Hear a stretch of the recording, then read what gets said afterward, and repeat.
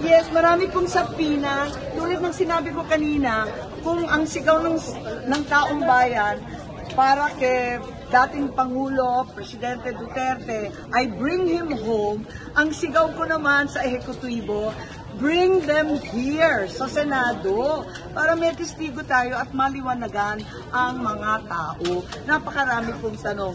Ngayon, dala-dala ko ang iba't ibang subpoena. Pagkahaba-haba po ito, hindi naman siguro covered ang bawat pulis ng executive privilege at ng subjudice. Andito yung mga subpoena para kina Jean Fajardo, General Nick Deloso Torre, ang ating mga sekretary, Special Envoy Marcos Lacanilao.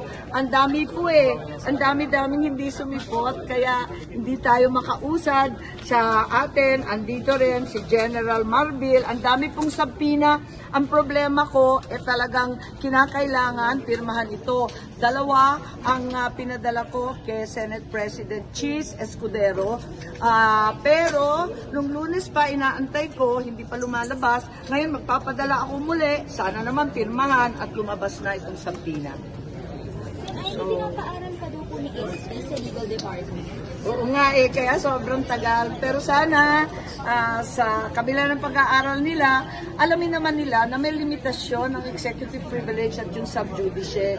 Yung klarong-klaro po, ang executive privilege, hindi siya pangkalahatang pagtatakip, hindi siya blanket na excuse, kundi kailangan very specific, tunay na makakapinsala sa national security at talagang nasa high level lang, sa kabinete lang at sa ating Pangulo. Hindi yung basta-basta, pati yung simpleng mga pulis, mga opisyal, yung mga doktor, hindi naman sila kasama doon. At saka yung subjudice, hindi naman pinagbabawal ng ating Korte Suprema ang investigations in aid of legislation kasi iba naman ang pakay namin para sa bagong batas o di kaya oversight at hindi tungkol sa kaso. Ma'am, sorry, so kasama sa papasabina sila SOG? Yes, lahat po, lahat nandito. Lahat nung hindi sumipot kasi, kanina, papasupina nyo? Lahat na lang Colonel Bravo sa Air Force, Administrator Ignacio, lahat na lang sinama Kaya nagugulat po kami kung bakit lahat sinama. Andito po yung mga secretary, Secretary John Vic, Secretary Boying, nanguobliga tayo kasi ang dami-dami pa talagang tanong at tulad ng nakita siguro ninyo, maraming bagong katibayan, maraming dokumento na bago, maraming nagsasalita na bagong impormasyon. Ang sambayan talaga ay sumisigaw at humihingi ng kalinawan. May target date po kayo for the next hearing? Eto nga paano ako mag-next hearing? Wala na naman testigo. Ma'am, sorry. Mahirap mag-monologue. What did we accomplish since wala nga pong sumagot sa napakaraming tanong po today?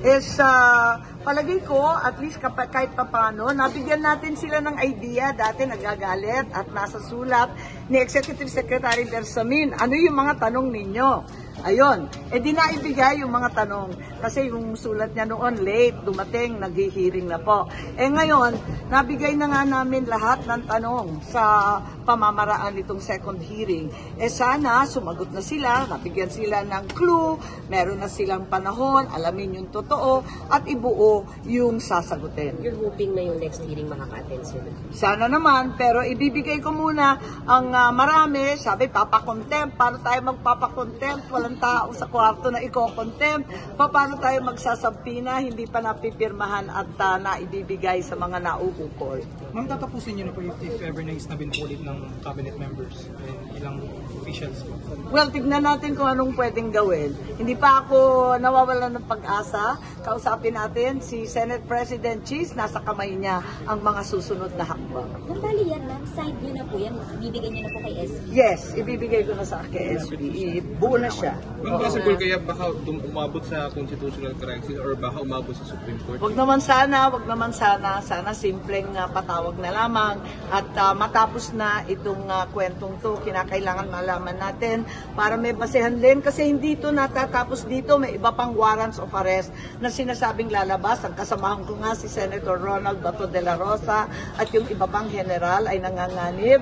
May iba pang mga grupo na sinasabi makakatanggap din ng mga warrant sa mga susunod na linggo. Offhand, Senator, may liability na po ba ang government at this point? Ayoko muna maghusga. Alamin muna natin. Sabi ko nga, marami pang tanong na hindi na isasagot. Huwag magtatago sa dilim, higit sa lahat. Hindi duwag ang Pilipino. Huwag tayo magtatago sa katotohanan. Pero mga itinatanggi nila makipag-conference sila sa ICC nila, mas nila kanina, noong October 2024, at dito na ICC sila pa rin nagpatuloy. Opo, yun ang lumalabas sa ating ebidensya. At hindi totoo na hindi natin alam kung sino ang labas-pasok sa ating bansa.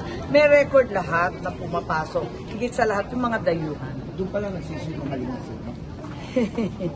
At tignan natin, kaya nga nanghihinayang ako pagkakataon sana na ipaalam sa lahat kung ano talaga ang nangyari. Baka naman mali ang sinasabi ko, diba?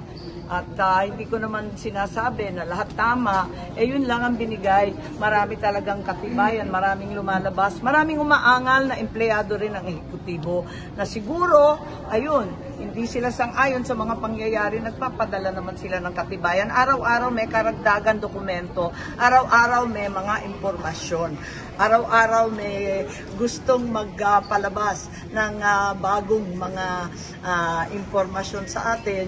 Yun nga lang, mukhang natatakot ang lahat na magtestigo. Kaya magpapasampi na po ako, hayaan po ninyo ako na sana pirmahan ni Senate President Chis Escudero. Thank you, ma'am. Thank you, ma'am. Thank you, ma'am.